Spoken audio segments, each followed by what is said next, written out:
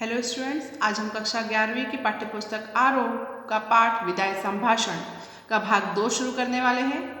भाग 1 में हमने देखा कि लॉर्ड कर्जन जब हमारे ब्रिटिश साम्राज्य के समय उनका शासनकाल चल रहा था तो किस प्रकार से उन्होंने हमारे भारत में अलग अलग कानून बनाकर किस प्रकार से हमारे यहाँ की जनता को परेशान किया था।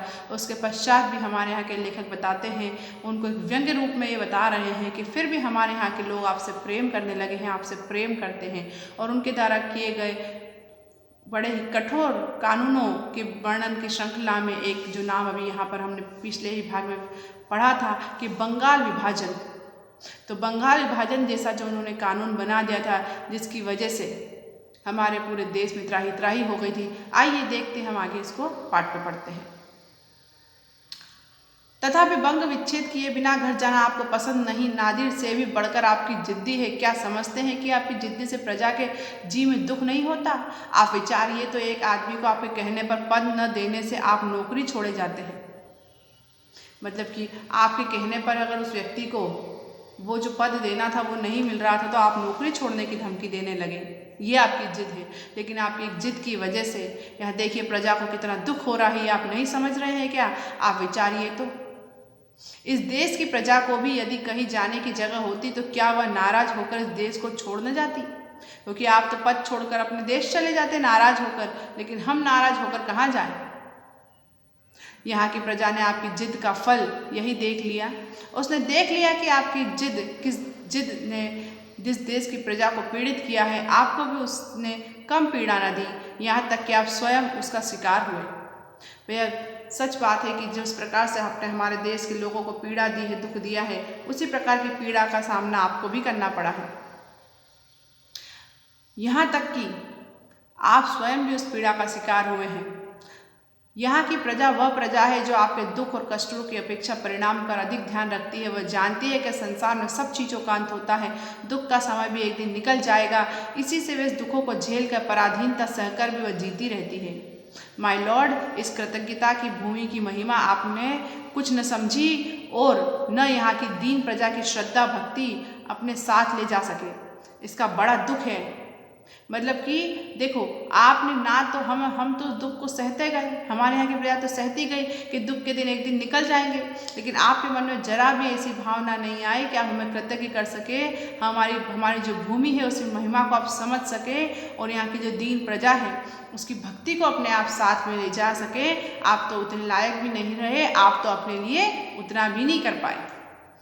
मतलब यहाँ पर जो लेखक है वो लॉर्ड कर्जन के ऊपर दीनता का भाव दिखाता है, दया का भाव दिखाता है। इस देश की शिक्षितों को तो देखने की आपकी आंखें ताब रही, अनपढ़ गूंगी प्रजा का नाम कभी कभी आपके मुंह से निकल जाया करता है। उसी अनपढ़ प्रजा में नर सुल्तान नाम के एक राजकुमार का गीत गाया जाता है। मतलब बता रहे हैं कि इस देश के शिक्षितों को तो देखने की आपकी आंखों को ताब नहीं। मतलब हमारे यहाँ के जो पढ़े लिखे नेता लीडर हैं उन्हें तो आप देखते नहीं, उन्हें तो कुछ समझते नहीं हो, लेकिन हमारे यहाँ की जो नादान गूंगी अनपढ़ जो प्रजा है उनकी बातों को कभी कभी सुन लेते हो आप। तो उसी अनपढ़ प्रजा में एक नर सुल्तान नाम के एक राजकुमार है, उनका गीत गाया जाता है। यहाँ की प्रजा गाती है, एक बार अपनी विपद, जो राजकुमार गीत है, एक बार अपनी विपद के कई साल सुल्तान ने नरवरगढ़ के नाम के एक स्थान पर काट दिया। मतलब मुसीबत का समय उन्होंने सुल्तान ने नरवरगढ़ का किला, जो कि आज भी बड़ा ही प्रसिद्ध है, नाम के स्थान पर काट लिए थे उन्होंने। वहाँ चौकीदारी से लेकर उसे एक ऊंचे पद तक काम करना पड़ा था। वहाँ वो चौकीदारी बने, ऊंचे पद पर भी काम किया। जिस दिन घोड़े पर सवार होकर वह उस नगर से विदा हुआ, नगर द्वार से बाहर आकर उस नगर को जिस रीति से उसने अभिवादन किया वह सुनिए। मतलब काफ़ी लंबे समय तक वहाँ रहने के बाद भी जब वो उसको छोड़कर जाता है तो उसका कैसे अभिवादन करता है वो सुनिए। उसने आंखों में आंसू भरकर कहा, क्योंकि बिछड़ना बड़ा ही दुखदाई होता है, वो किसी स्थान से हो चाहे किसी व्यक्ति से हो। प्यारे नवगढ़, मेरा प्रणाम ले, आज मैं तुझसे जुदा होता हूँ, तू मेरा अन्नदाता है। अपनी विपदा के दिन मैंने तुझ में काटे हैं, तेरे ऋण का बदला मैं गरीब सिपाही नहीं दे सकता। मतलब प्रणाम करता है नवगढ़ को, अपना प्रणाम नमस्कार देता है और दुख बताता है उससे जुदा होने का, और उसे अपना अन्नदाता आश्रयदाता बताते हुए कहता है कि जिस प्रकार से उसने उसकी मदद करी है उसका ऋण वो कभी नहीं चुका सकता। भाई नवगढ़, यदि मैंने जानबूझकर एक दिन भी अपनी सेवा में चूक की हो, यहाँ की प्रजा की शुभ चिंता न की हो, यहाँ की स्त्रियों को माता और बहन की दृष्टि से न देखा हो, तो मेरा प्रणाम नहीं लेना। नहीं तो प्रसन्न होकर एक बार मेरा प्रणाम ले, मुझे जाने की आज्ञा दे। मतलब कि वो अपने आप को बताता है कि वो हमेशा प्रजा के लिए कैसे कृतज्ञ रहा है, कैसे उनकी सेवा में तत्पर रहा है, और अपना प्रणाम स्वीकार करने को कहता है नरवण को। माय लॉर्ड, जिस प्रजा में ऐसे राजकुमार का गीत गाया जाता है, उसके देश से क्या आप भी चलते समय कुछ संभाषण करेंगे? मतलब ऐसे देश की प्रजा से क्या आप भी अपना कुछ संदेशा या अपना कुछ बात करना चाहेंगे ऐसी जनता से, प्रजा से? क्या आप कह सकेंगे, अभागे भारत, मैंने तुझसे सब प्रकार का लाभ उठाया और तेरी बदौलत वह शान देखी जो इस जीवन में कभी न दिख सकी, क्योंकि शाही शान शौकत ईश्वरीय आनंद जैसा राजपाट ठाट उसने देखा था हमारे भारत में। तूने मेरा कुछ नहीं बिगाड़ा, पर मैंने तेरे बिगाड़ने में कोई कमी नहीं की। संसार के सबसे पुराने देश, जब तक मेरे हाथ में शक्ति थी, तेरी भलाई की इच्छा मेरे जी में न थी, क्योंकि अब तो उसके हाथ में शक्ति थी, तब उसने बिल्कुल भारत के भले के बारे में नहीं सोचा। अब उसके हाथ में शक्ति ही नहीं है, चाहे वो कितना भी भारत के भले के बारे में सोच ले। अब कुछ शक्ति नहीं है जो तेरे लिए कुछ कर सकूं, पर आशीर्वाद करता हूं कि तू फिर उठे और अपनी प्राचीन गौरव और यश को फिर से लाभ कर सके। मेरे बाद आने वाले तेरे गौरव को समझें। आप कर सकते हैं और यह देश आपकी पिछली सब बातें भूल सकता है, पर इतनी उदारता माय लॉर्ड में कहाँ है?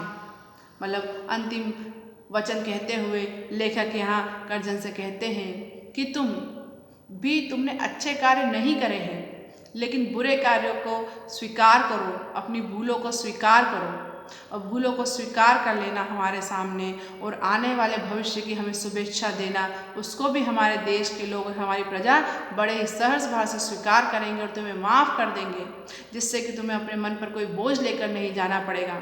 लेकिन वो कहते हैं कि क्या तुम ये काम कर सकोगे? क्योंकि इस कार्य को करना, अपनी भूल को स्वीकार करने में व्यक्ति को बड़े साहस की आवश्यकता होती है। भूल करना और साथ ही उसको स्वीकार करना, ऐसा साहस हर कोई व्यक्ति में नहीं होता है। और कहते हैं कि माय लॉर्ड, ये काम आप ही कर सकते हैं, लेकिन सोचिए क्या आप इस काम को कर सकेंगे? इस प्रकार से लेखक उन्हें अंतिम विदाई के समय अपनी भूलों के ऊपर पश्चाताप करने का मार्ग दिखाता है। अब ये तो समय ही बता सकता है कि क्या उन्होंने पश्चाताप करा या नहीं करा। हम इतिहास में जानते हैं कि किस प्रकार से ब्रिटिश शासन ने हमारे देश पर राज करा है और किस प्रकार से हमारे देश की प्रजा को दुखी करा है, लेकिन फिर भी हम उनके प्रति आज भी कृतज्ञ रहते हैं। किसी भी मुसीबत के समय हम उनकी मदद के लिए खड़े रहते हैं। यही तो हमारे देश के गौरव और हमारे देश की सबसे बड़ी बात है और सबसे बड़ी अच्छाई है, और हमें अपने जीवन में इस अच्छाई को हमेशा बनाए रखना चाहिए और हमारे देश का नाम रोशन करना चाहिए। आशा है पाठ आपको अच्छे समझ में आया होगा। धन्यवाद।